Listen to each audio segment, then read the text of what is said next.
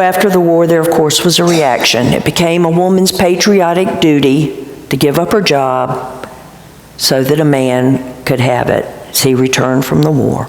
Recipes in magazines were lengthy, so that a woman would have to spend all day in the kitchen. House Beautiful actually said this in their magazine. Your part, speaking to a woman, is to fit his home to him, understanding why he wants it this way, forgetting your own preferences. By 1946, 1/3 of all marriages were ending in divorce.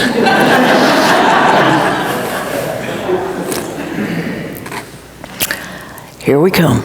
This is the age of the traditional marriage. Yay! History makes history. Never before had so many people shared the experience of courting or dating before they got married. Never before had so many people married at will, or the people that they wanted to marry. Never before had so many people set up their own households. And never before had it been agreed upon what a family really should look like. And that was a breadwinner family.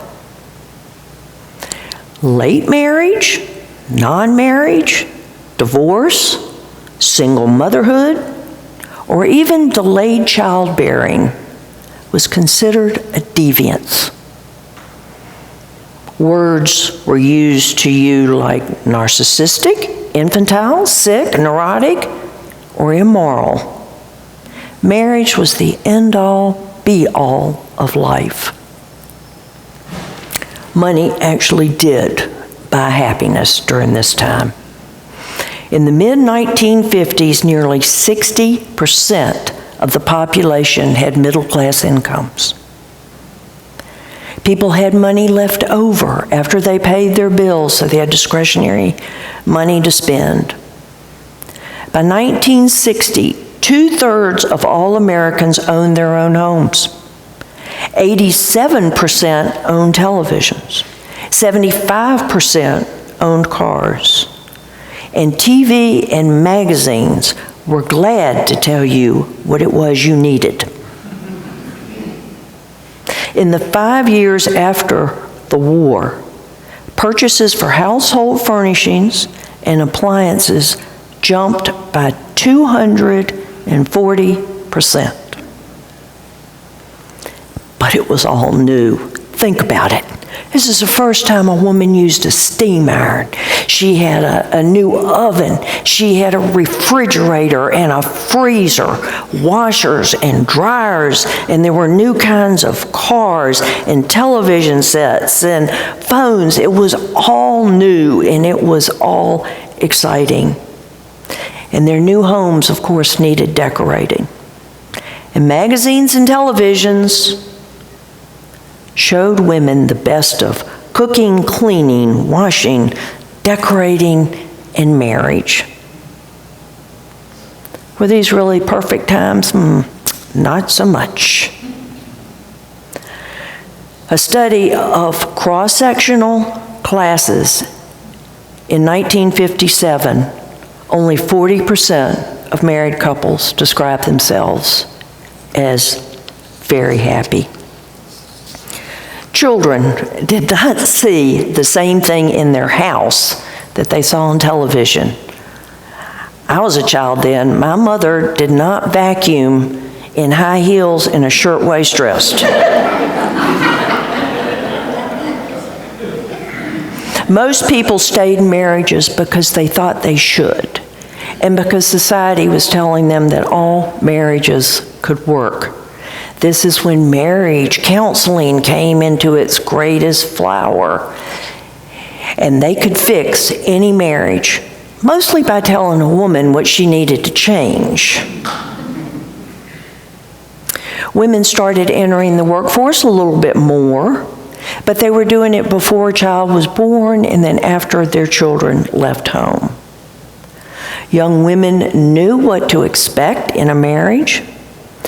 Gimbel's department store had an ad where they said, college was a place where girls who were above cooking and sewing go to meet a man so they can spend their lives cooking and sewing. Women could not get credit cards. They could not secure loans. And it was acceptable, of course, for men and women doing the same job to earn unequal wages. But people were just plain happy. They had lived through the Depression, they had lived through a war, and as long as they weren't happy, they were happy. So people were just in a good mood. But I gotta tell you, Father still knew best. Okay, the 1960s. The gratitude of the 1950s had morphed into personal satisfaction. In 1979, 75% of the population thought it was morally okay to be single with a child. Now remember, just a few years ago, they were saying you were deviant, and now it was okay. Women were working. Big change. And they were forced to do it. First there was a recession, and then there was inflation. Housing prices between 1972 and 1987 increased almost 300%. No longer could the man earn enough money to pay for a mortgage. By 1976, more than 3/4 of women who were surveyed said they would continue working even if they didn't need it financially. And we all know this. The more we earned, the more we wanted. And the more we wanted, the more we needed to earn. Women finally got some rights. By the end of the 1970s, women had access to legal rights for the first time. They had access to equal education. They had access to birth control and to decent jobs. Divorce was easier to obtain. This is when no-fault divorces came into being. And of course, the birth control pill gave women the freedom not only to have sex outside of marriage without fear of pregnancy, but also they could control when and how many children they had. There were new mores that came about at this time. There was tolerance for out-of-wedlock births. Between 1970 and 1999, the number of couples living together increased 7 times. In 1960, 1 American child in 20 was born to an unwed mother. In 2003, 40% of cohabitating couples had children, compared to 45% of married couples. It was almost even. Can you see this? The blue are men and the red are women. And this is from 1890 to 2018. This is when the age of the time people got married. For men, it was 28%. Is that right? Is that right? And women, I can't see it. For women, it was 29.8, and for men, it was 27.8. Is that the other way? Sorry, I can't see it on here. Okay. It's age. There's the age, yes. Percent marriage, 16 to 34 years old. In 1978, 59%. and now it's 29%. Living arrangements for adults ages 18 to 24. Look at the time, look at when it crossed in 2007. The red is living with a spouse and the blue is with a partner. Then this is a little bit older when you're 25 to 34. Living with a spouse is red and living with a partner is blue.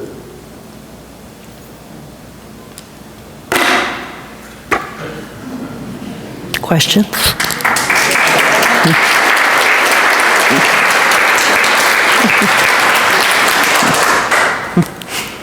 I'm not sure I can answer them. I've probably told you everything I know. But any comments or questions? Yay. Well, I think that basically a lot of the reason for the cohabitation that we see is basically economics in this day and age. I mean, they can't afford health insurance, can't afford, sometimes it's the home. There are just so many things that young couples often can't afford in the middle classes that marriage has become a prerogative of the wealthy in some respects. And actually, you make a good point, because marriage has really been a product of the environment. More than anything else, marriage has not changed because of itself. It has been changed because of outside forces, predominantly. And what you're saying is outside forces are what are making people live together. Very true statement. It just proves my point.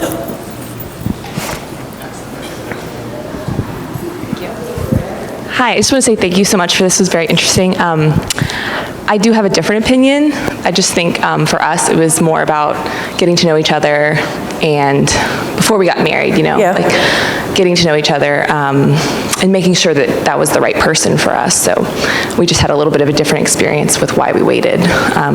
Was it 5 years before we actually got married? So. But you were of the group that is becoming more and more normal. I mean, that's, people were doing that. And, Yeah. and granted, for lots of different reasons, of reasons, of course. But you can. Yes, we have that luxury. You can, in this and day and people age, are so. accepting it. Yes. Yeah. I think it's a consequence of freedom. As you have more freedom, there are consequences to that. When people were restricted, then the marriage was a mandatory thing. But as male and female or gay and straight become more free, you got a different lifestyle. Yes, and that actually happened in the 1960s. What happened is there was a revolution against autonomy, telling you what you should and should not do. People started saying, wait a minute, I'm responsible for what I do.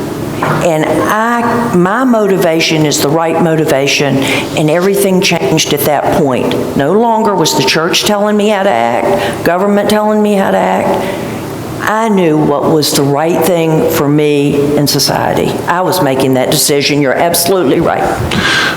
I have a quick comment just about my own life experience. You know, when I went to college, you know, there was a lot of social pressure, both from the family as well as society. And this was only, you know, I graduated in 2006. And the expectation was, you know, if I was going to live with some significant other besides another boy, you know, you can have roommates, but you can't live with another girl unless you're married. And that came from my family, very traditional. And fast forward 7 years beyond when I did get married, I got divorced, and then it wasn't too long after that I met Brandy, and we started living together, and all of a sudden my family was okay with it. Yeah. yet something that had 7 years before, it was very taboo. So it changed. I think that society has changed dramatically, very quickly in the last 10, 15 years. Yes, everything is changing faster, everything, including things like that. You're absolutely right. This is a great description, but it's really important to remember it is an incredibly narrow view of society, women, and marriage. This is a picture of a segment of Western society. It doesn't touch societies that were matriarchal. It doesn't seem to realize the fact that the early church prospered because women were allowed to be part of that church in a way that was different from the rest of society. And the rules that are quoted are not, and the laws that are listed don't describe what was happening. They describe what wasn't happening, and that's why the laws were passed. Okay?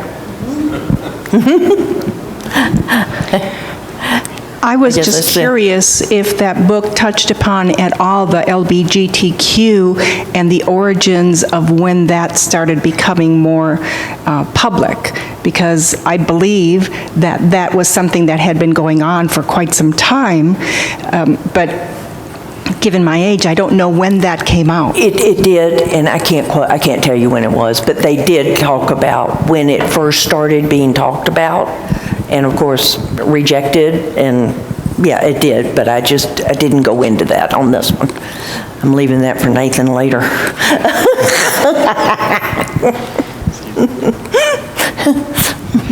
Is there any indication that living together has decreased the marriage rate or will decrease the marriage rate? In other words, living together before marriage, does it have any effect on the divorce rate?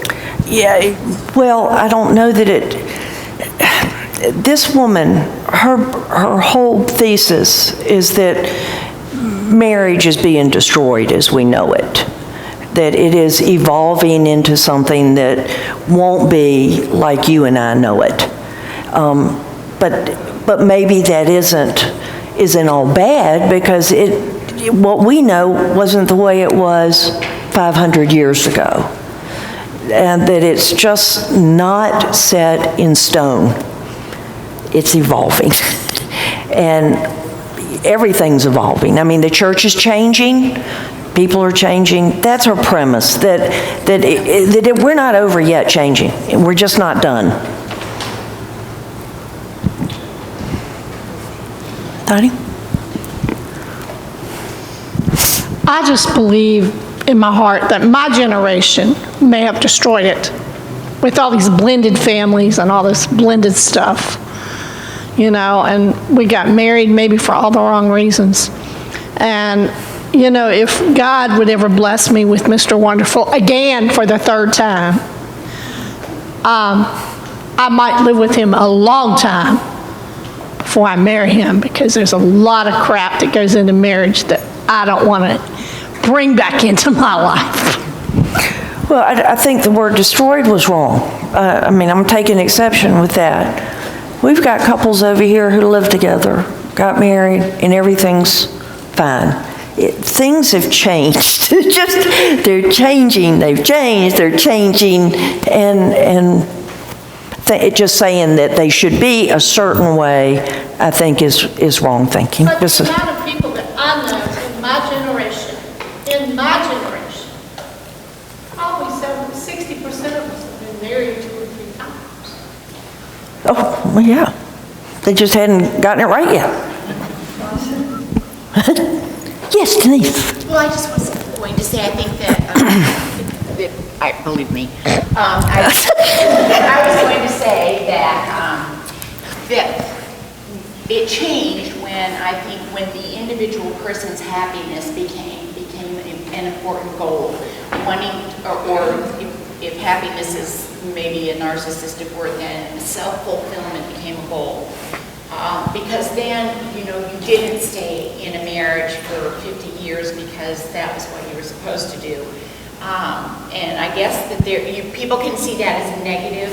I kind of see, it's a positive. Individual people living together, or whether married or not, can choose what is right for them, and that concept is much more acceptable as opposed to everyone has to look like the same thing. And that evolved. That whole concept of self-fulfillment has been an evolution, and it came into fruition in the 1960s, you know that. This is not just about marriage. People no longer enter the workforce with the expectation of working 30 years for a company, getting a gold watch, and retiring. People no longer go to the church of their fathers and mothers and expect to stay in it for their whole life. They stay in it until their personal satisfaction is not fulfilled, and then they leave it for somewhere else. Commitment is not at the center, long-term commitment of any of the things that we do today. And that is a tremendous change, whether for good or for ill, probably for both. But that's the change we need to recognize. It's everywhere. It was funny, there's a statistic in here that when women actually started working full-time, men started retiring earlier. And women started working longer. Yes. To echo what Art was saying, is you get a situation right now where it's pretty chaotic. I mean, what the internet's done to the retail business, brick and mortar stores, you don't know what is going on, and the upheaval you had when it first started with the .com bubble and all of that. And so I think some of these people are afraid to commit because nothing's committed to you. In other words, everything's shifting, the ground's shifting under you all the time. You can't even have a steady job at McDonald's. Now they have touch screens in some of the places. Yeah. So everything's changing, shifting, and so I think that's a factor, a huge factor in what's going on. I don't know so much of a lack of commitment, it's scared because everything changes so fast. So. Mm-hmm. Nothing is certain anymore, is it?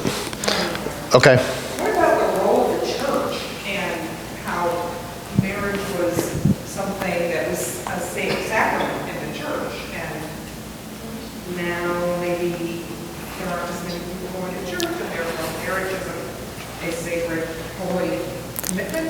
Well, I think it went hand in hand, don't you think? I mean, I think people started separating from the church, not thinking it was the end-all, be-all of their lives. And the same thing happened. Period where you stayed married because it was a... Right. Right. In the 1950s, you absolutely did, because you thought you should.